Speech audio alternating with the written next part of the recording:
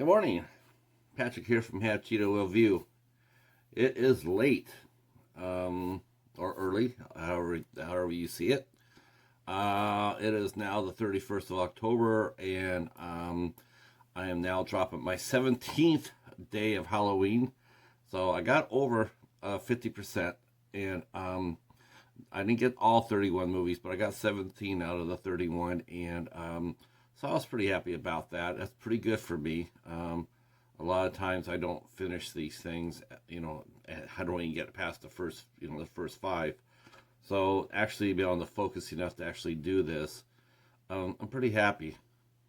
So I decided to go out on a note. Last night I was over at the Night Watch Zone. They're doing their big Halloween special. They're doing like the scariest movies, and it always given Night and Coriander and a lot of other people that grief about A24 films, how I always find them be overrated. And and people say, well, have you watched these movies? And it's like, it's not so much watching them, it's just like, I like to watch a lot of these movies, but the way they come out and they're fawning all over them, it's really quite a turnoff. Actually, it makes me not want to watch them. Oh yeah, this is the best movie since forever, and it's like, no, it's not. And honestly, it's sort of frustrating to sit there and watch these movies consistently come out and really be underperforming. They're not as good as the press they get. But last night they did their scary movie show, and lo and behold, I thought it would be an old standby, favorite, scariest movie or whatever. I thought it might be The Exorcist, the Tall Man from Phantasm, maybe even Michael, since he's had a resurgence this month, being the scariest moment, in movies. So I was really surprised when they came out, they rolled out with Hereditary. Now, it really surprised me, so I said, finally, I'm going to finally go watch this movie. I want to see what it's about. Maybe I'm wrong. It could be that I'm wrong. It could be that they really think this is the scariest movie made, because it really is. And so I have a copy. I've had a copy for 2 years. I've never watched it. Never had any inclination to at the time. I mean, I knew I was going to get to it. I just, I got my copy at a family video store. So I've had it for a long time. But after I watched the Night Watch Zone, and they're saying, yeah, the Hereditary is #1, I said, what the hell with this? I'm watching this movie. And so, me and the Cheetah, we saddled up, and we watched Hereditary. I really wish I could sit here and tell you that I was wrong. I wish I could sit there and say, Night and Coriander, Ben, I was wrong. This is the scariest movie I've ever seen. I was terrified. I had nightmares.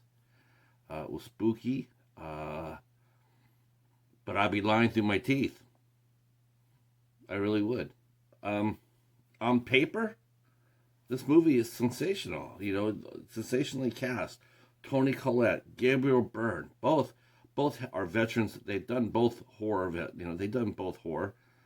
Gabriel Byrne has done Final Days, where he played the devil. Toni Collette, of course, was in The Sixth Sense. So not that used to. They're no strangers to the genre. The new girl that came out and played the daughter, Millie Shapiro, award-winning young actress. Alex Wolff, who played the eldest son, strong actor. Ari Aster, who wrote and directed the movie, had nothing but praise for him, and he was a method actor, so he was doing one of those, like, nobody knew who he did not introduce himself until the last day of shooting, and then he introduced himself as the actor. He was so involved in his part. I like to sit there and say that the gore parts were outstanding and on point.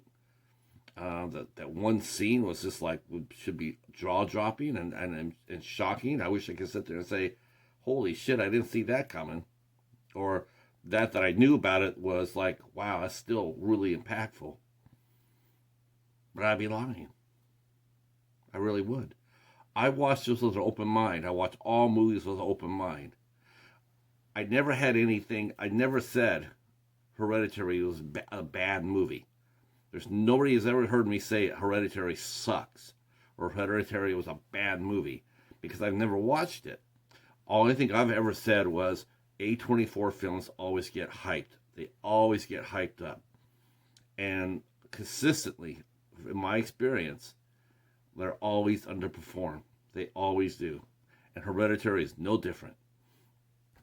This is a decent movie. It's not scary. It's not that good. What really shocked the hell out of me about this movie was Toni Collette's performance. She overacted worse than any actor I've seen in forever. I mean, you talk about Al Pacino. You know, he's always famous for chewing the scenery in his movies. Nothing compared to Toni Collette. Nothing.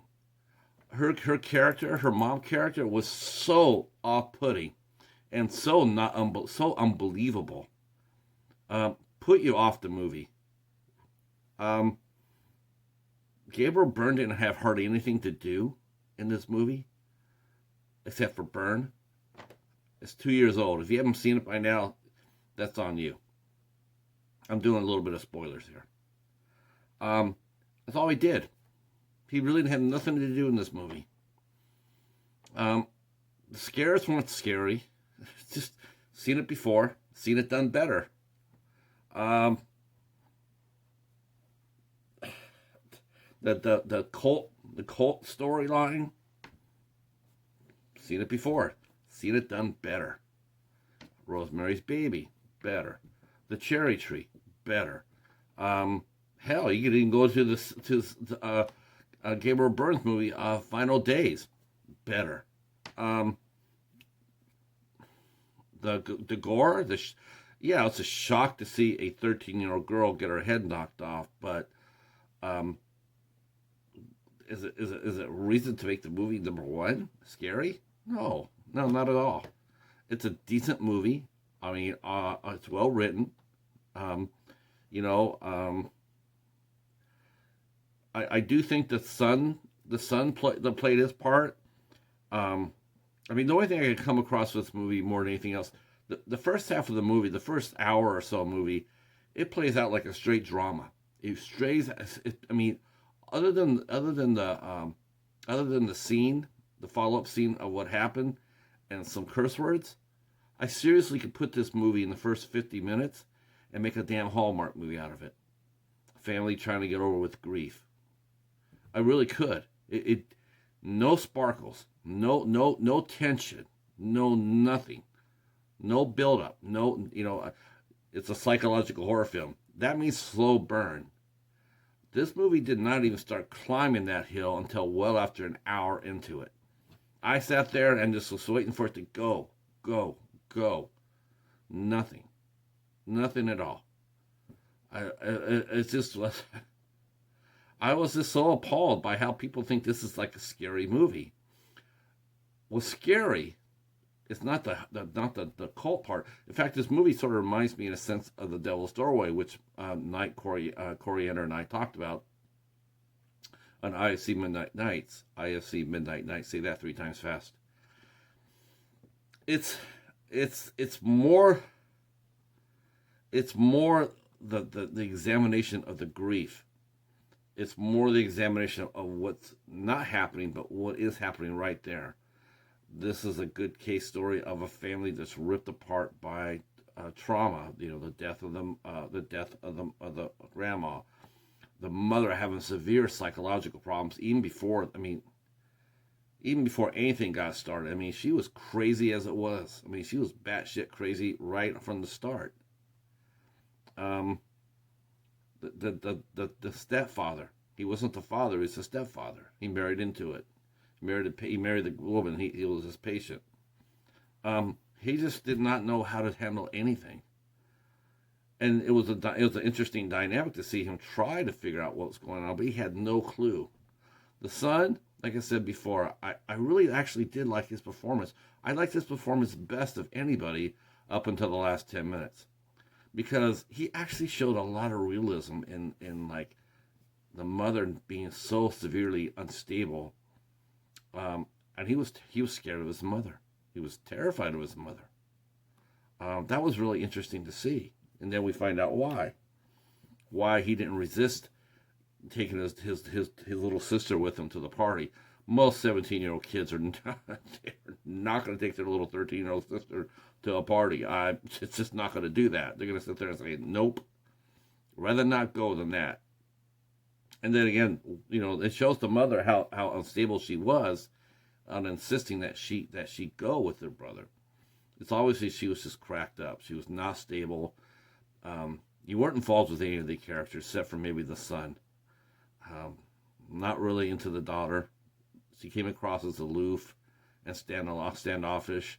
I know that was her character was meant to be, but it didn't garner any sympathy from this audience. I don't know about anybody else, but not from me.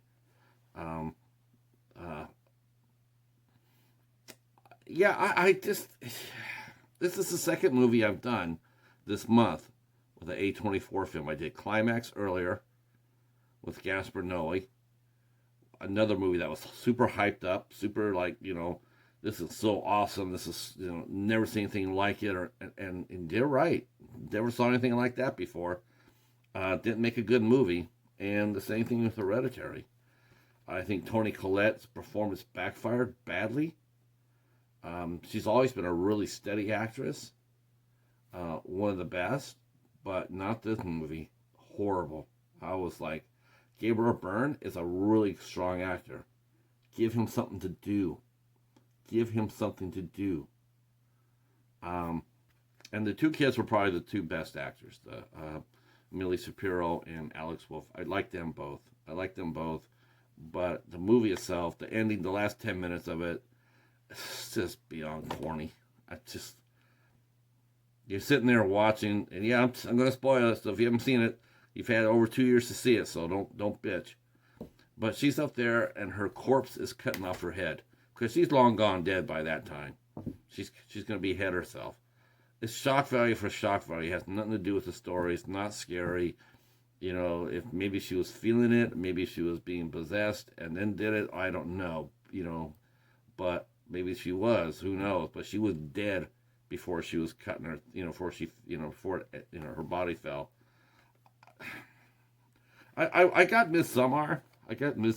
So I'll give that a watch. But so far, out of the recent A24 films, Climax, Hereditary, the one I've really liked of all those has been The Witch.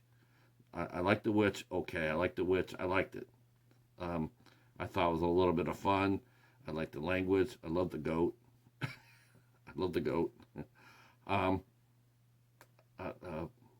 But this right here, no. Sorry, Knight. Sorry, Coriander.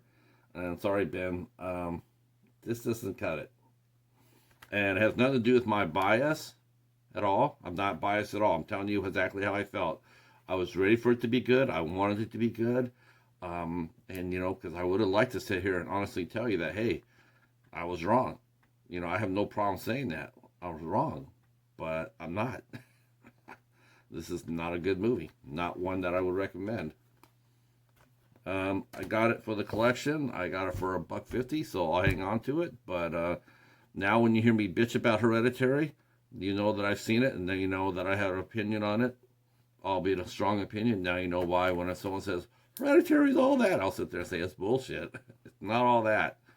I got a couple movies you guys could check out. One's called The Cherry Tree on Dark Sky Films. Yeah, go see that. Go look that up. Go look that one up. That was cool. That was an interesting movie. And no, notice how I said it wasn't IFC Midnight. It's Dark Skies. Dark Skies makes some really good movies too. Real good movies. And the only movie I ever see really get talked about around here, and I dare say the movie I'll mention right now, was more interesting and I was more vested in that movie than this one, and that was The Innkeepers, also on Dark Skies. All right, so that's it. My 17th day.